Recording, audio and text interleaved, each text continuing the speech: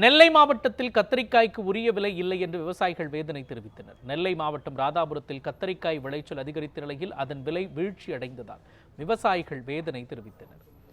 தமிழ்நாடு அரசு விவசாயிகளின் எதிர்காலத்தை கருத்தில் கொண்டு காய்கறிகளின் விலை நிர்ணயம் உட்படவை குறித்து உரிய நடவடிக்கை எடுக்க வேண்டும் என்று கோரிக்கை விடுத்திருக்கிறார்கள். இதுகுறித்து செய்தியாளர்களுக்கு பேட்டியளித்த விவசாயி லேவின், விவசாயிகளுக்கு தமிழ்நாடு அரசு குளிர்சாதன கிடங்கு அமைத்து தர வேண்டும் என்று தெரிவித்திருக்கிறார்.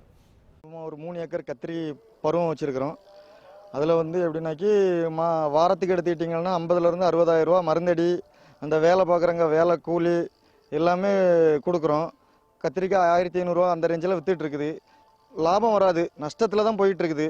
கத்திரிக்காய் ஒரு 2500 ரூபா அதுக்கு மேலே அந்த ரேஞ்சில் வித்துச்சுன்னா எங்களுக்கு ஏதாவது கொஞ்சம் ஆள் கூலி எல்லாம் போக ஒரு கொஞ்சம் ரூபா கிடைக்கும். அதனால் ஏதாவது கவர்மெண்ட் சார்பாக இந்த குளிர்பதன பெட்டி இருக்குதுல்ல, அது கொஞ்சம் அமைச்சு தந்தாங்கன்னா எங்களுக்கு நல்லாயிருக்கும்.